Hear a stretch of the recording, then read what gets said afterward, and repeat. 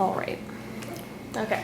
Okay, so first of all, we're going to have you say who you are. Okay. And then tell us just briefly what your beginning was. Okay. Either UNL or whatever. All right. And then also, if you could tell us what your current position is, and then we'll launch into some other things. Okay.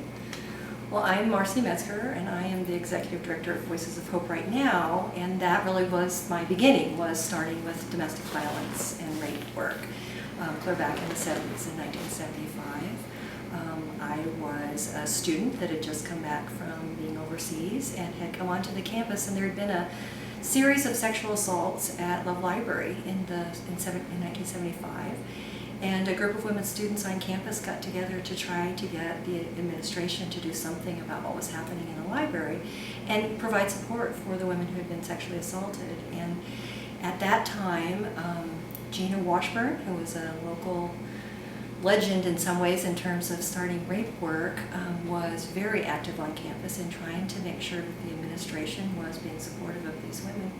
And I started working at Open Door Health Center, which in Lincoln, Nebraska at that time was the drug crisis line, the rape crisis line, programs that were low income, housing, dental care, medical services. It was really kind of all together in this little tiny house over on R Street by the campus.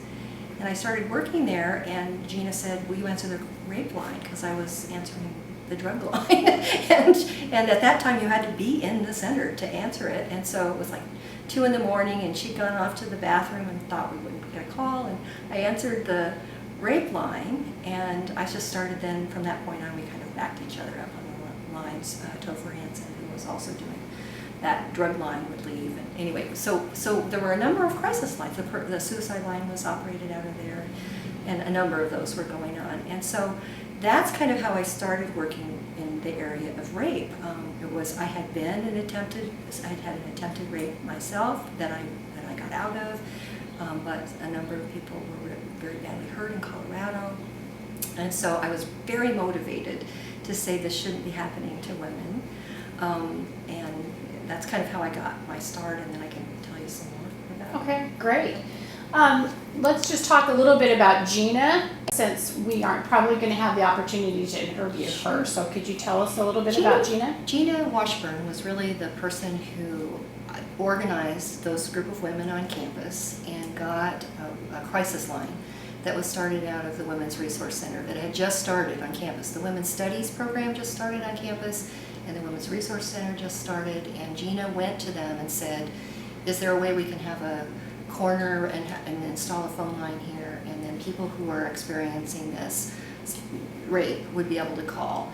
And quickly it was discovered that it wasn't just women on campus that heard about it, it was women in the community that heard about the fact that this rape line was starting. And really across the nation, this would have been in 75. So across the nation there were a few crisis lines that had started, there were a number of rape laws that are starting to be passed, but before that there were really not good, in any way respectful, safe laws for women around the area of rape. And so she was really the founder of that. And then she took the line because there were so many people off campus as well as on campus, and the Women's Center was closed like at 6 o'clock at night, and so encouraged it to go with where the drug crisis and these other crisis lines were, and convinced the directors of Open Door Health Center to have the program go there. So she was very active in getting the hospitals to be willing to when somebody came in and said they were raped, to call this line, to getting the police to recognize that sexual assaults were taking place, and got a group of us to be able to answer this line 24 hours a day. And like I said, it was in this building, which is different. I still answered the line. Here it is 38 years later, and I'm still answering the crisis line at times, but it's in it comes through an answering service. There's all this technology, and we train people, and we train them to answer it in their homes. And that's what I was going to ask, is the training, did you have training when you were starting out? When I started, no. I mean, realistically it was, this is happening in Lincoln, Nebraska, and can talk to me about, are you sympathetic about this? I mean, it was really that you're a woman, you might experience this, would you be able to talk to other women who are experiencing this? Right. And so that was all the training that anybody got. It was really more believed in social action, social justice, wanted to make a difference. I mean, most of the women had either experienced it or really felt like it was wrong that women were having to experience this. For me then, after answering the rape line, probably for 6-8 months, I got a call on the rape line, and then that's kind of what launched me into doing more things at that time with domestic violence or spouse abuse. I got a call on the rape line from a woman who had been sexually assaulted at work, in her place of work, by her husband. And she wanted to know, she wanted to get some medical attention in relationship to the sexual assault. So she was calling the rape line. There wasn't anything in relationship for battered women at that time available. And so she called the rape line because she wanted to know if there was a way for her to report the rape and get not necessarily a collection of evidence, but make sure that she wasn't injured even though it was her husband, that nobody would understand that a rape by her husband. And so during that process of going through and making sure that she was physically okay, as she started to talk about it, she said, I really think I want to tell the police about the fact that he did this to me. And so I took her to the police station, and at that time there was one police officer, Linda Steinman. I don't know if you know Linda, but she was a city council person here for a while, and she was the only woman police officer at that time. And so they said there was no battered women's shelter, there was no Protection from Abuse Act law. I mean, there was no laws, there was nothing. And so they said to her, we don't have any way to protect you, and in order to take this report, since it was your husband, this is domestic abuse. And so in order to take this report, you have to pay us $25. The county attorney at this time won't even look at these cases without you paying this $25 bond. And she was saying, $25 bond to be able to have him held accountable for this. And there was no place to take her safely, and so we made arrangements for her to be able to be someplace safe that night. But I had given my name at the police department. And so I guess 2 or 3 in the morning I got a call and knock on the door with the police officer saying, you know, where is this woman? Her husband has been, and then he allegedly, at that point, he was found guilty of killing a number of women. And so for me, naive, no violence in my family, not really understanding at all, no training, nothing. All of a sudden, in the middle of this, she has to stay safe. And we have nothing in Lincoln, but the only way they felt like they could have her be safe was to put her in jail. Well, how do you put a traumatized woman who's just experienced, violence from her husband in jail to keep her safe? But, of course, the rules were no male officers could be alone with a woman victim. So we ended up having 4 of us, I think, at that time that stayed with her in this apartment here in Lincoln while they went to find him. And I don't know, I've seen like forever, but it was probably 3 to 5 days. But he killed a number of people. He was found guilty of killing 3 women, raping a number in Lincoln, but he also killed some people in Iowa, some people, all women, only killed women, in Kansas. And for me, this young social work student that's believes so much in social justice, and then I'm listening to these police officers and the FBI, because it was across states, and the state patrol and the sheriff's department, all of these men coming in and saying, you have to do this to her, and treating her in a way that was, obviously they needed to find him. I mean, lots of people were in danger. So this is one of the most extreme cases I've ever in all my 38 years dealt with. Was my first one with domestic violence. So at that point in time, then he was found, and I listened to all of those stories and was furious that of the way some of the things that the police department handled it. So I went back to the police chief and I said, now listen, you have this and this and this needs to happen. And he said, well, we don't have any way of keeping people safe, and we only have 1 woman officer. And I mean, so a lot of the things that I'm telling you were happening at that time, I didn't know why. Why would they not provide a safe place for her? Why were they charging these bonds? What was this all about? And at that point, there were things that were happening all over the country. So this is 1976, 77. And there was a number of things that were being passed. In Nebraska, we started the domestic violence, is it called spouse abuse or domestic violence task force? That was a statewide task force that was trying to look at what kind of laws should be in existence in relationship to domestic violence. I think in 76, 77, we also were the first state in the nation, which was really surprising, to pass the marital rape exemption.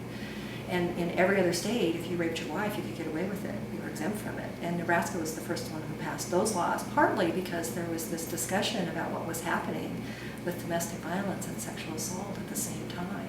And a lot of places it was just sexual assault or just domestic violence. I ended up getting a call from the governor and saying, will you come and testify before the civil rights consultation as one of the 2 people that go from Nebraska to talk about what's happening, because there was no record. I mean, there was no incident reports where they were keeping track of this. There was just not a way to document it. And I had obviously told the chief of police a lot of things I thought should change. And he said, well, this is good. So the governor, I went and testified, which I think is really interesting, because even now around the world, as a civil rights issue, human rights issue, that's what we're talking about in terms of violence against women. So here in 76, 77, that's not very long ago in this country, we're talking about the fact that women, because they're married or in an intimate partner relationship with someone, have no rights to control their bodies. So you realize all the other things that were happening with women's reproductive freedom, all the civil rights things that were happening across the United States, all the stuff in the late 60s and 70s were the reality for people everywhere, but in Lincoln, Nebraska, that was it also. So for me, my first case kind of pulled me into it, and then it was like, oh, I have to stay doing this. So I got involved in doing some legislation, I got involved in writing some grants to get some money. Then I moved to California for a short period of time, worked in a battered women's shelter and was in college, and then moved back to Lincoln and was the director of the Women's Center on campus for a while. And then in 1989 became the director when Rape, Spouse Abuse Crisis Center became an independent organization. And now it's called Voices of Hope. So 2007 we changed our name. But it was one of those things where all that period of time, when you're talking about how social justice comes together, I mean, I don't know who all you're interviewing, but that was the issues for women, was that we had even if we had voting rights, we really didn't have a lot of rights to have control over what was happening. There wasn't childcare. If you needed to work, there was no childcare. You didn't have reproductive rights. You didn't have rights to say, no one has the right to batter me if they're related to me. There just wasn't those kinds of things in existence. Right. It's always interesting to me that across the country you think, oh, is there one big agency or group that started this? And really it was individual women who were talking to other women who had experienced rape or experienced battering in their relationship with their husbands, who started talking to each other and providing support for each other, and then other women who were organizing around that. But it was really the courage of those individuals that had experienced it and were willing to tell their stories and figure out what would be useful in terms of protection and safety and respect and all of those things. I think back to that time, and I think on campus where the police chief, everybody was involved in saying, we can't let anybody know about the fact that this is going on, because then parents aren't going to send their daughters to school here, rather than we need to know about what's going on here, and therefore we're going to keep people safer. And so I've seen huge changes, especially around the area of intimate partner violence. When we talk about family violence or domestic violence, since in this country, half the people that are of age, or what am I trying to say, that typically in the 50s would have been married, are in live-in partnership. They have partners and they don't have spouses. And so we really talk about how as much of this violence takes place in intimate partner relationships, but some of that dynamics of men feeling like they're entitled or have the right to. Do you need to stop? Okay. No, you're good. Sorry. That's all right. Oh, sorry. Was it? It just made a noise, but it went away. All right, it's fine again. If it does it again, I'll do this and diagnose the Stop. situation. Okay. Yeah. Okay. All right. So intimate partner violence. Intimate partner violence is really how we talk about this more than saying spouse abuse. So like the Rape, Spouse Abuse Crisis Center, we were really trying to focus on in terms of spouses, and I think that there's been a lot of. I'm sorry. Could you start that sentence over? Okay, what was the sentence though? It was talking about. Right. Sorry. That when we used to talk about rape and spousal abuse, but now we're changing. We tend to say intimate partner violence now instead of using the term spouse abuse or domestic violence because we're really talking about violence that takes place in an intimate partner relationship. And so it doesn't matter whether individuals are married or not, but there is still a gender belief that men are entitled to have control or have power over the person that they're in this relationship with. So the dynamics are very similar, but really the way we talk about it makes it more inclusive for women to not be so isolated, which was part of why Rape Spouse Abuse Crisis Center changed its name. It was interesting to me, we'd have women on campus, because we have an advocate on campus, who would say, it's not my spouse who's battering me, or would say this was sexual violence, but it wasn't really a rape, because a rape is, and they would go on to describe what that had to be. But we've made really, I think, a lot more strides. We've got probably close to 1,000 battered women's shelters across the country. In 1977, there were 4. So we're talking about big changes in Nebraska.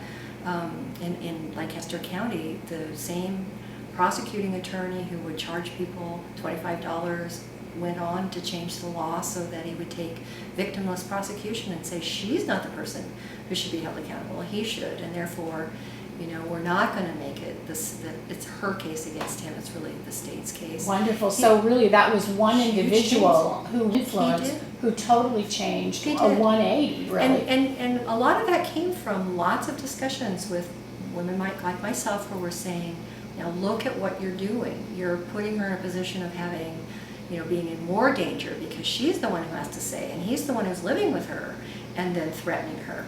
So that changed the police. I'm just thinking, just this week I was in a meeting with the chief of police and the head of their major crimes unit, and sexual assault is under their major crimes unit. Domestic violence is under their major crime unit.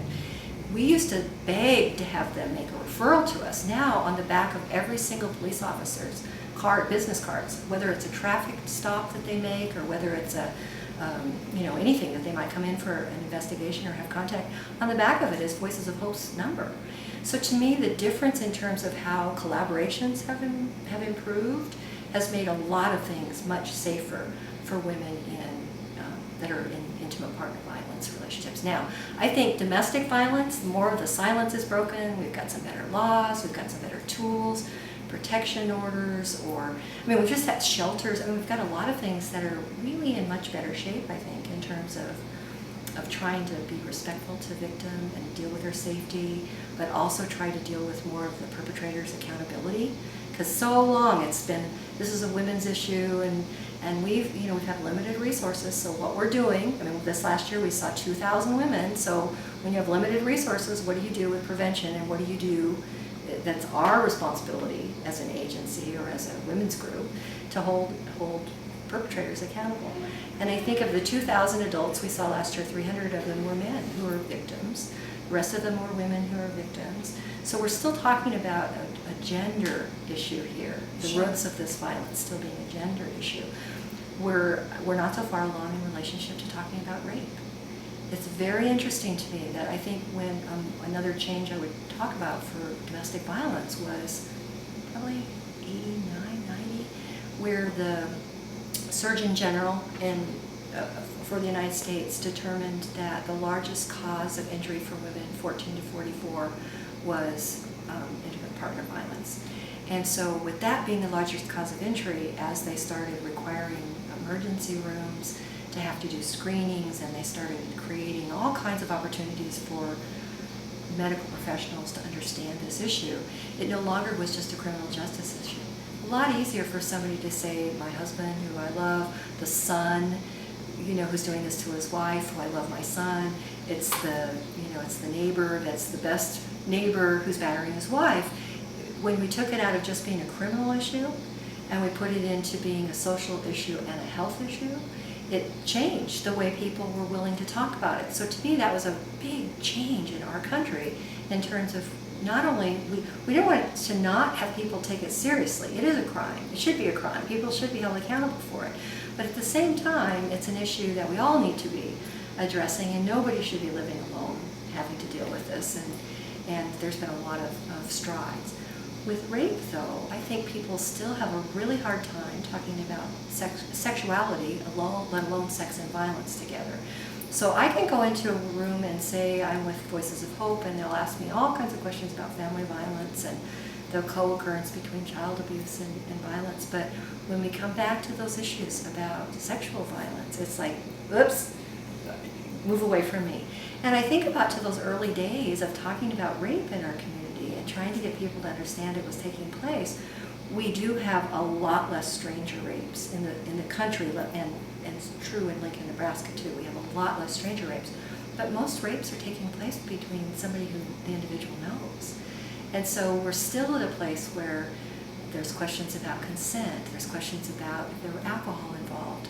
If it's an adolescent, and I mean an adolescent, let's say up to 20, and there was alcohol involved, then you're just saying this because you're in trouble with your parents for being, I mean, it's all this kind of minimizing the violence that happens with sexual violence towards women in our community.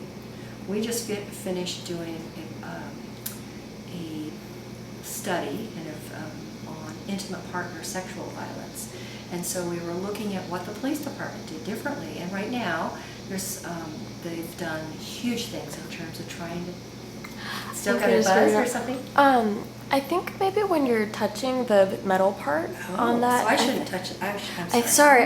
I was trying to figure out. I thought it was something with the receiver. But So it's I me. think. Yeah, sorry. I think like that. That should take care of it. And Okay. if it's not that, then we'll go to Plan B with the sound. Okay.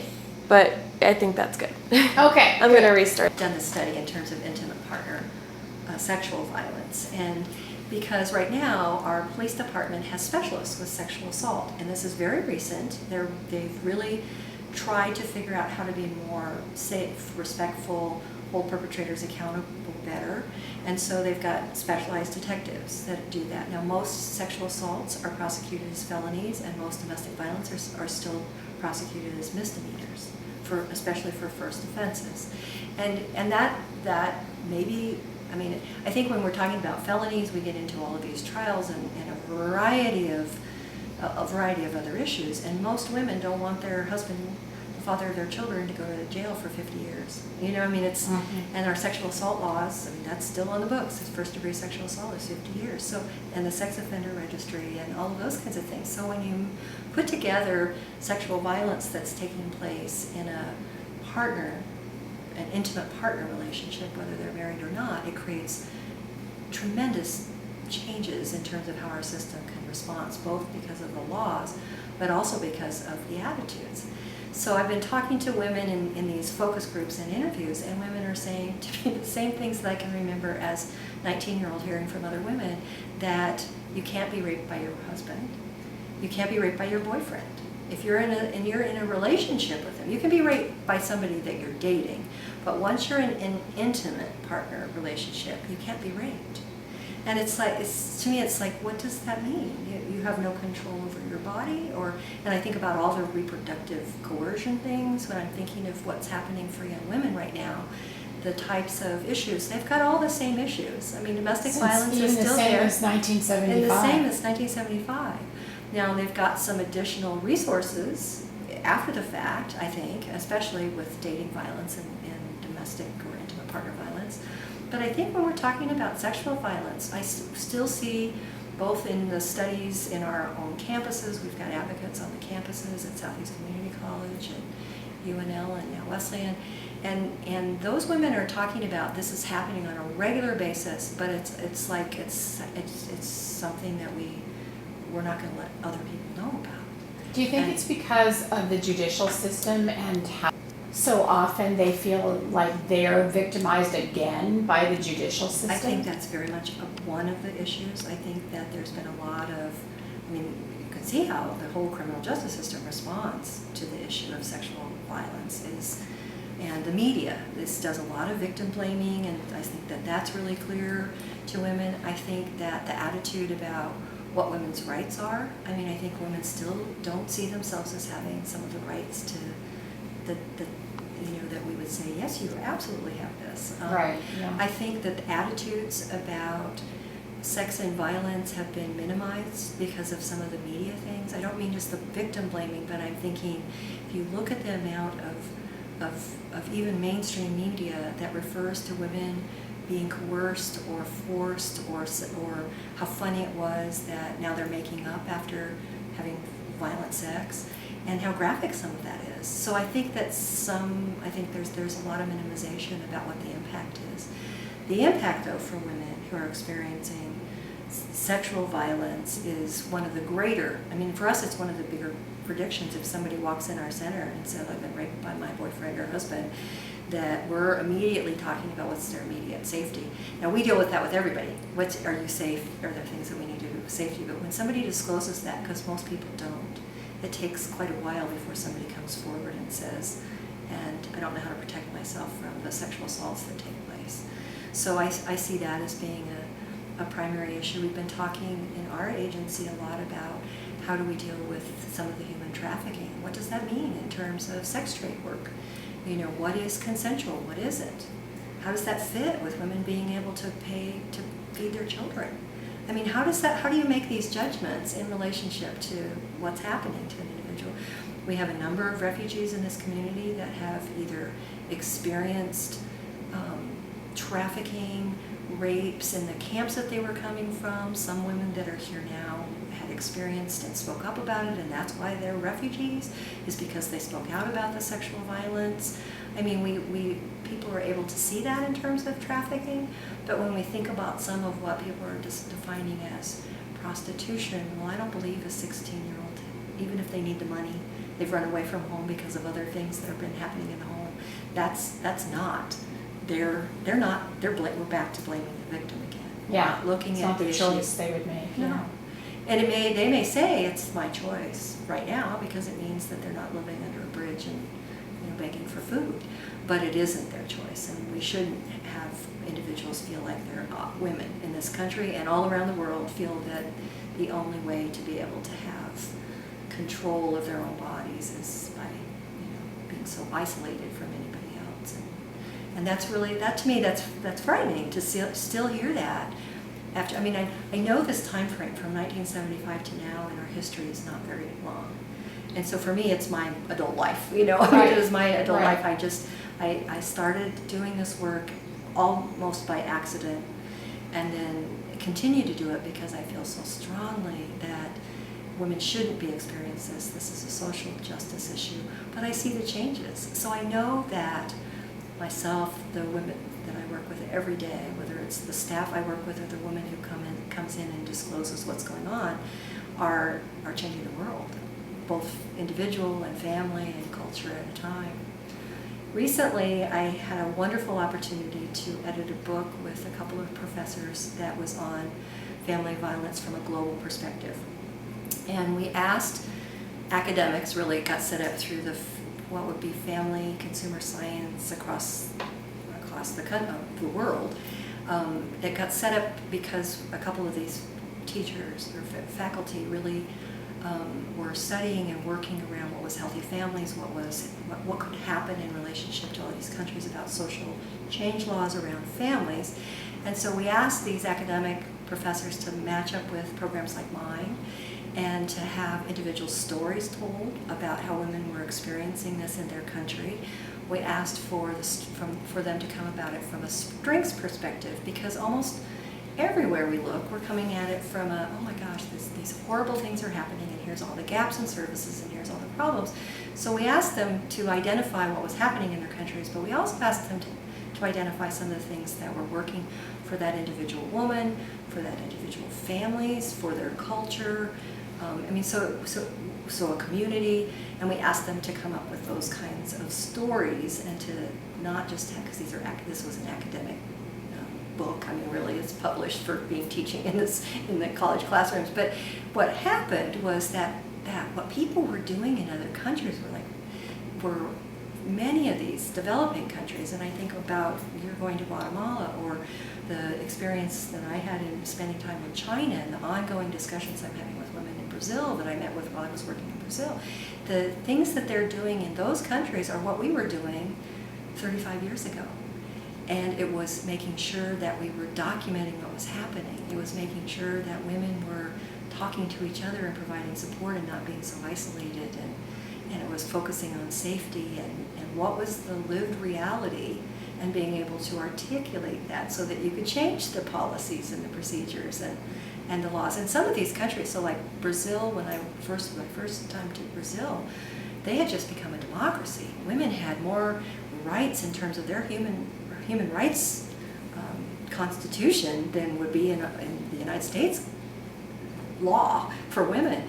And yet the kinds of torture that was happening to women all over Brazil was, that's why they organized for individuals to kind of partner with shelter programs and programs like ours from around, the United States matched with the Brazilian states. And yet, the same kind of things, get on the radio and having women be able to talk anonymously, having support groups where women could come and talk around kitchen tables, making sure that you had a place like hospitals start documenting the stories, having the police departments. And in Brazil they had women's only police departments, and so, but they weren't documenting or doing things related to domestic violence. And this is just 10 years ago, so maybe it's 12 years ago, but it's in this very recent history. So it's some of the same things, and yet some of what they put into law and some of the, I think about spending time in China where we were talking about how they were holding men accountable in ways that we would never even think about here. It was, you can't continue to have your job if you batter your wife, or if you're caught battering your girlfriend, or you're threatening your children. You could lose your your workplace. Employers and work groups were organized around that. The state owns property. Now, I'm not wanting the United States for the state to own property, everybody's property, but you get to keep that property for 50 years. And so people were told that they'd have their property taken back for them. Then the strategies of men who really were making choices and felt like they had the privilege to use violence against their family members, particularly their wives and girlfriends and children, were making different decisions. And I think we're not looking at it in the same way in terms of trying to figure out creative ways to engage all of our systems, and particularly men, to hold each other accountable. Mm-hmm. And that, as these stories come out for us with the Sudanese in the community, how we were one of the top refugee resettlement communities. So as I'm talking to women in Lincoln about their experience around sexual violence and domestic violence, a lot of the cultural things that are some of the strengths are also some of the things that keep women most bound to those relationships.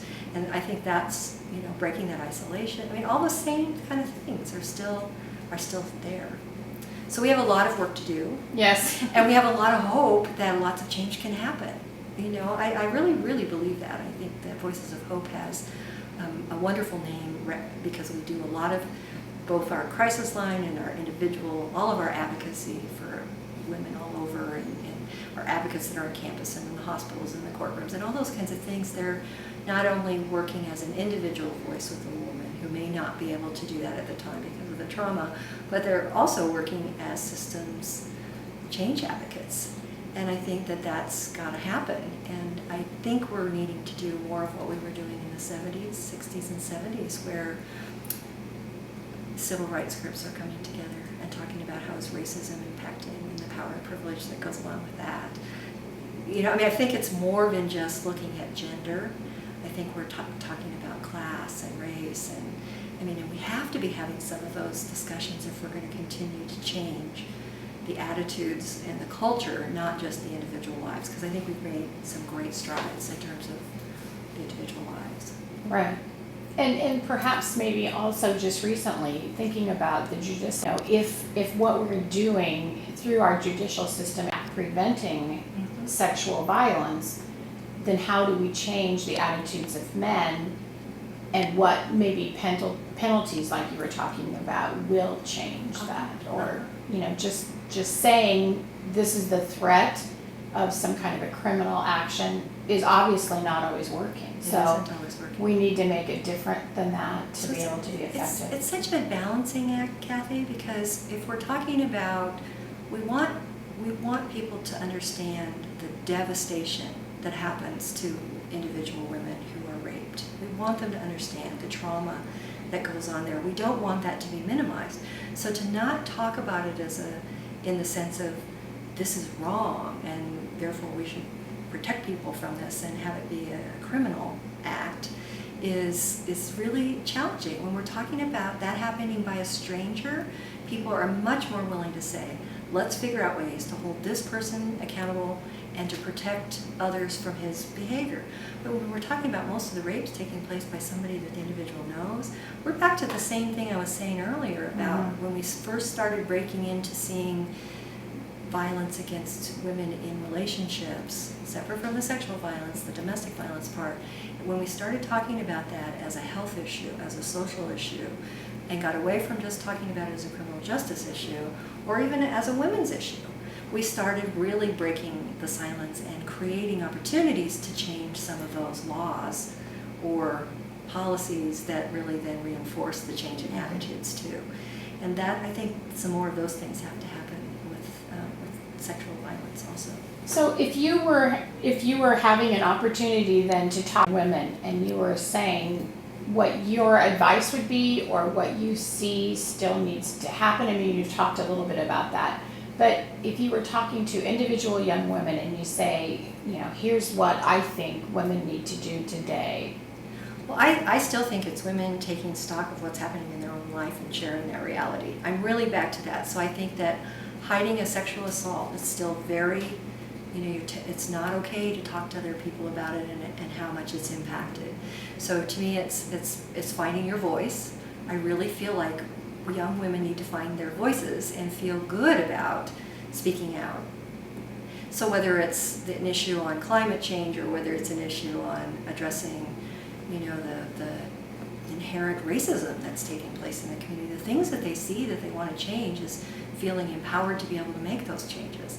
And I think that that's one of the things that I would always tell women is to trust themselves, both in terms of protecting when they're in an unsafe situation, but also in terms of being able to believe that what their vision, their hope, their creativity for the future is really what's going to take us to that more, I want to say peaceful, equitable, I mean, all the things we want to say about why women should be accepted and you know, being, I don't know what I'm trying to say here, the terms that I'm trying to come up with in terms of having women feel empowered and really having the resources, both interpersonal but also the opportunities that give them, whether it's financial resources or whether it's legal opportunities or all of those kinds of things for women to be able to see where they want to make a change and know that they can.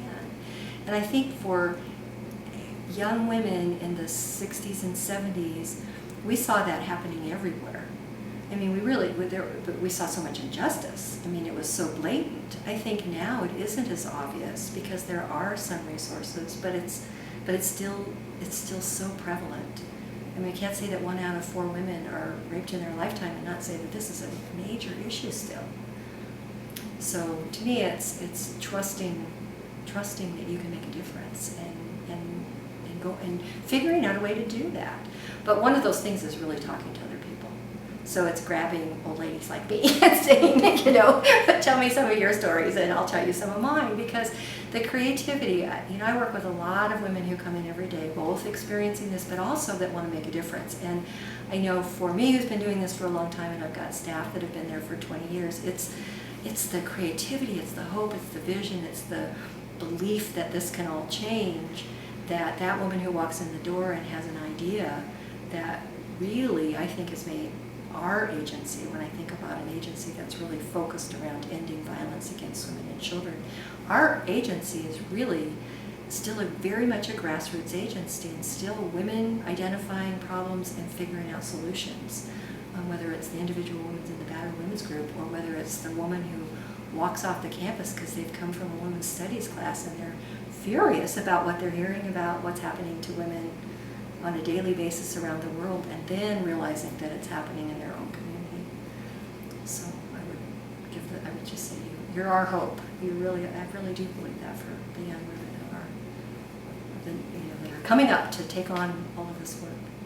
Great. Well, thank you. You're welcome. Did you get what you needed? Oh, you did. fabulous. I think it's like, oh, yes. the stories. It was just wonderful. Was it what you? Okay. Yes, okay. it was absolutely fantastic. Okay. It's really great. And this will be a really good piece, kind of a flagship piece for us for the